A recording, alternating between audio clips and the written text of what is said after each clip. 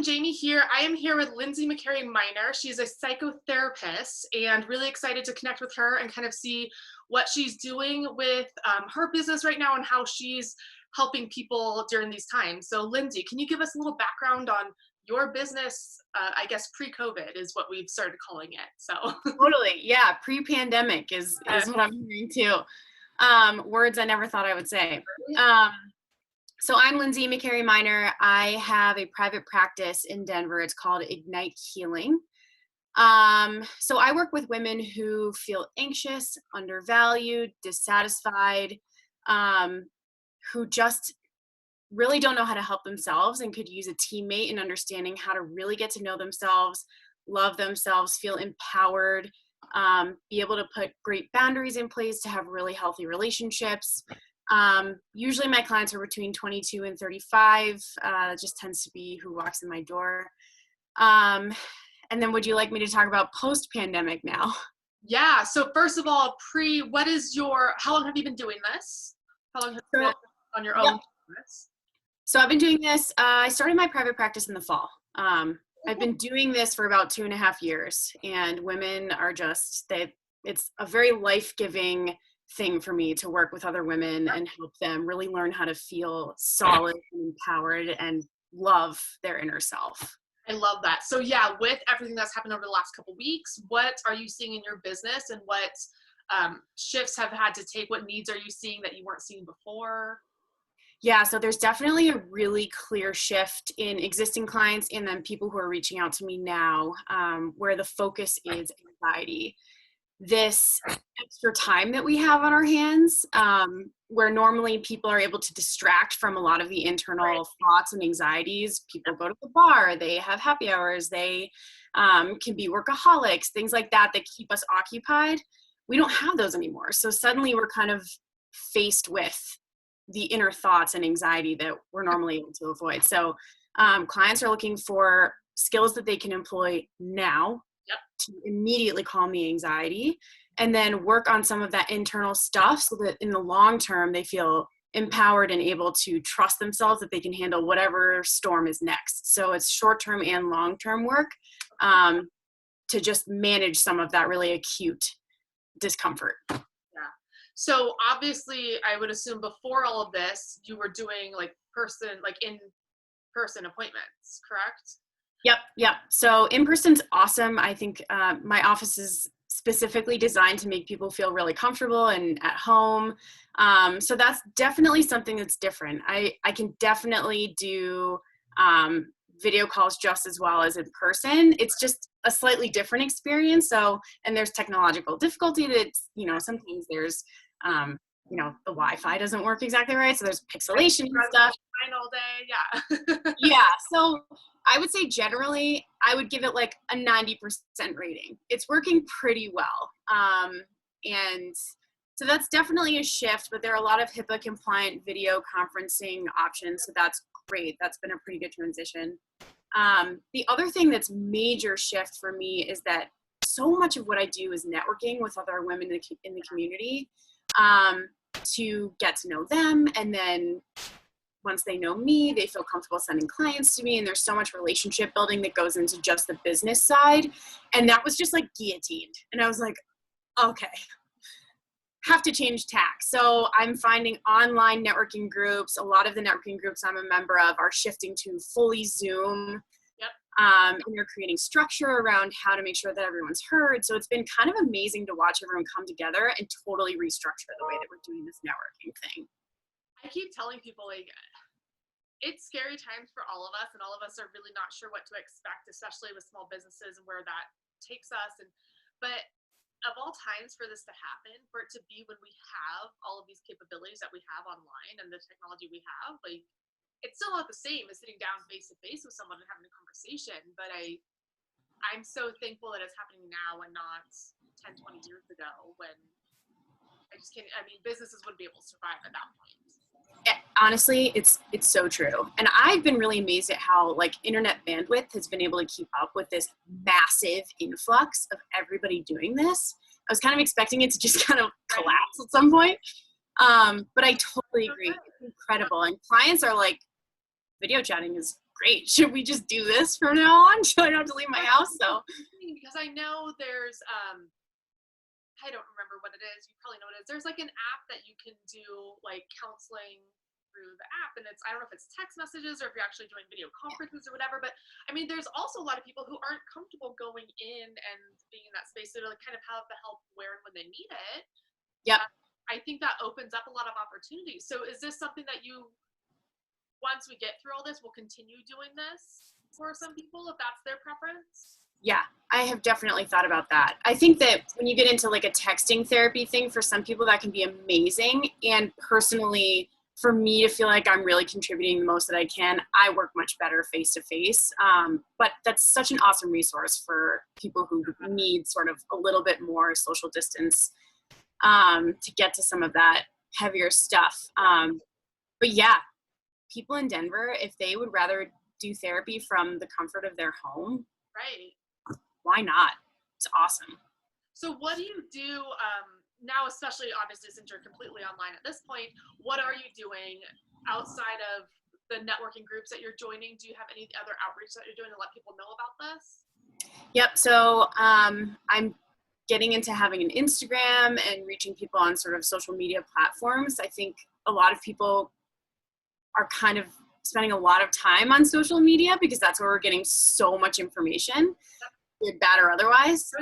News or just content to keep us occupied. Like yes, yeah, it's to distract. It's such an easy thing to go to distract from that inner experience that can be really scary. So definitely injecting myself into Facebook and Instagram and trying to make information available for people. Instead of having to have a session, I'm trying to provide some psychoeducation around like, how do you manage sleep trouble? How do you manage anxiety in easy ways? Like just trying to really make things accessible for people right now. No, I love that. I think that's something, especially when you're specializing in women, this is something that so many women deal with all the time anyway. And then now with all of this, it's just this whole, like you said, like you can't hide from your own inner thoughts at this point. Obviously, there is a lot of fear and concern, uncertainty, so that creates even more of it.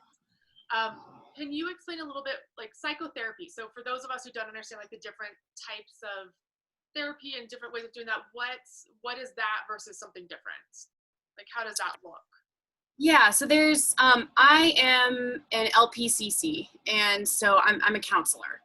So what I do is a very client-led form of therapy where I'm really like a teammate to a client in exploring the nooks and crannies of the mind and the emotional experience. And then I have skills that we apply to specific things that come up. Every single person is so incredibly different that it's such a unique journey. And so it's very like talk therapy based. Right. There are psychiatrists who are MDs and they do medication management and like really higher acuity like diagnoses such as schizophrenia and some of the more intense things. So let's see, there's also psychologists who can kind of choose which path they go on. They can do more of like the intense stuff or they can do talk therapy. Kind of every therapist gets the degree that they feel like matches what they want to do, and then they cater what they do to the population that feels best for them. So for me, it's women. Cool. Are you kind of amorphous? Sorry. Are you seeing a big increase in your business right now? I'm definitely getting a lot of inquiry about how to manage anxiety and just curiosity around what I do. I think that one of the barriers that I'm experiencing is that there's so much financial stress right now. A lot of people have lost their jobs or they're not sure if they're going to lose their jobs. So a lot of people are really hunkering down right now. And I would just love to say for anybody who is feeling like they have the extra time and they're not financially stressed out, therapy can be such a great way to just have some connection and to feel like you have an outlet to manage some of this stuff. Because even having a partner in your house, you don't get 60 minutes of like undivided, let's talk about you time. And it can just be like so incredibly helpful. Well, I think it's interesting. I feel like our society is constantly talking about how I just wish I had time to be home or be with the family or relax or like all of these things. But now when that's kind of forced on us, we're all going crazy, stuck in our homes with our own families, like that we chose.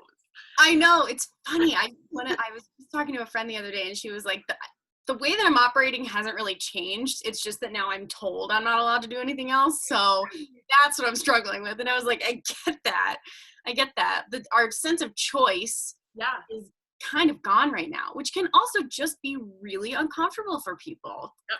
Suddenly realize they're not in control. So, it's so true. Yeah, and I know. Do you have kids? Do you have family? No, I don't have kids. No. I love my kids to death, but same thing. Like even like these moments, like I'm like, do not knock on the door. Stay downstairs. But we're all living with that right now. And same thing. I work a lot from home.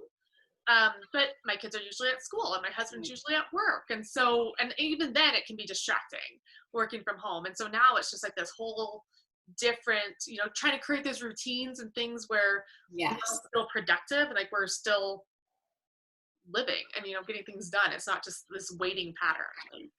Totally. Yeah. It's super weird. And I think, a problem sort of on a whole nother facet of this is that working from home, life kind of bleeds into the work. So creating structure around when you're working and when you're not can be really hard. Even I last night at like 9:30 p.m. was making marketing content on my phone. And I was like, why am I doing this right now? I need to be sticking to my structure. And it is really, really hard. So that's another thing that just kind of having an accountability partner in that too can be really helpful. Yeah. I struggle with that. I have a million things to do, a million ideas of things I want to implement during this time, kind of all the things that I've wanted to do and didn't have time before. Right. Now I've got nothing but time. And so I'm stressed out because I have so much to do. And at the same time, like without like any type of schedule, I'm like, oh, I can do it a little bit later. I can do, and I'm finding myself still not being productive. I'm like, I have all day. How am I not being productive? Yes. Yeah. And then I end up stressed and working at 9 and 10 at night because then it's like I finally got going on it. And Yeah. I absolutely hear you. And I mean, I think everybody is, I've been seeing a lot of threads about, like I saw this post the other day that was like, all of the projects that people are saying you now have time to do, you don't have to do them. You're still worthy and lovable as you are if you don't get a million projects done with all this time we have now. And I was like, thank you for saying that. Like, it's so true. I'm not less worthy. I'm not less human. I'm not less of a hard worker if I don't get the 37 projects done in this weird time where there's so much anxiety. I thought it was a really poignant post. It's true though, because I'm that like to-do list person where it's like I have to cross things off, and if I'm not crossing something off, then what am I doing? I'll tell my husband I'm going to take the day off. He's like, okay. Really? But I can't help it. Like my brain's just going all the time. Yeah. So it's been an interesting time for me, even though I work for myself. I'm at home, like thinking through that, like, okay, what needs to get done, what should get done, and at what point do I need to make sure, like, I am spending time with my family now because they are all going through the same thing I am. So it's even more important now to have that connection and do those things. And I'm the workaholic. I'm the one that like buries all my thoughts by working all the time, and I love what I do. And so it's a new dynamic for me, just trying to like it's a different type of balance now than we were looking for a few weeks ago. Yeah, I'm experiencing the same thing. I love what I do. I could do this day in and day out. And after 3 days of doing nothing but work, I don't feel like myself. Right. And it's hard. And that perfectionism that I have in, normal life, it doesn't just go away because we're in a new novel situation. It's popping up in different new scenarios. So I totally hear you on all of that. I'm with you. So what do you think in terms of like the media and everybody on social media all the time with all these posts and everything? What are your thoughts on how that's adding to or helping, I guess it could go either way with people's anxieties and things like that. Because everybody looks at, there's so much negative content out there. And where do you see that play in a role with the people that you're helping and kind of your recommendations of, keeping certain things to a minimum and making sure that you're turning off things that don't help at the point? Yeah, it's a theme that has come up, I think, with every single client that I have. Instagram is kind of somewhat benign on a normal day. And now it's like you can have a feed that's mostly like puppies and whatever, but the ads and the other things are going to sneak in there. Yeah. And even if you've tried your best to cater it to exactly what you want, we don't have control over that either. So, I think there's a ton of misinformation, and it's so easy to look at only the negative because that's what's gripping. So that's what news outlets are putting out there, is stuff that the stories, right. And so we're not seeing any of the good news. We're not seeing any of the hopeful stuff. Right. I think every single person is different in the way that they relate to social media. And so finding a way to structure it so that you're not totally deprived, because some people need that. And it's not necessarily a negative thing inherently. It's that connection.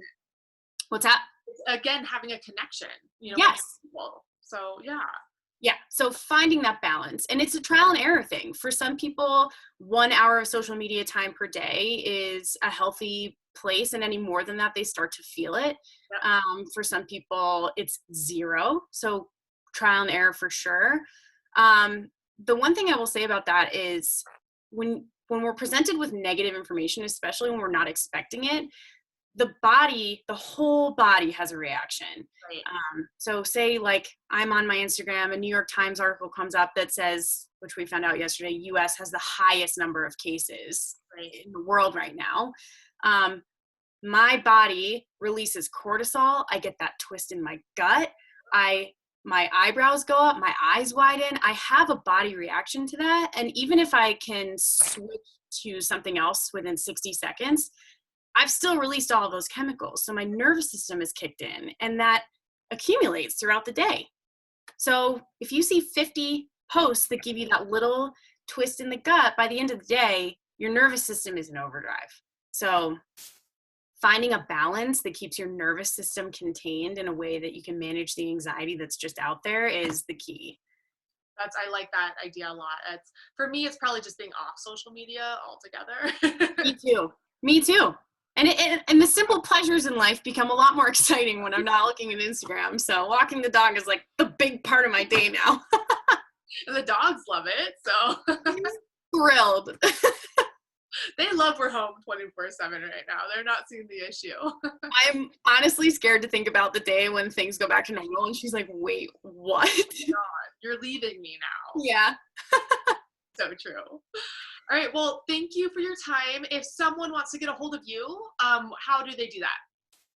So my website is ignitehealingdenver.com. So visit me there. I'm happy to provide my email. It's lindsay@ignitehealingdenver.com. And then my phone number is 720-432-3842. So texting is totally fine. So yeah. Perfect. I will also put that in the description for the video. Perfect. Send that out. How does it start out really quick? Do you have like a consultation to start to kind of get a feel and like understand what their needs are and for them to understand how you do things? I'm so glad you asked that. Yes. So the phone consultation is 30 minutes. It's totally free. If we both determine that we're a good fit for each other, because it's just as much up to the client as it is up to me if we mesh.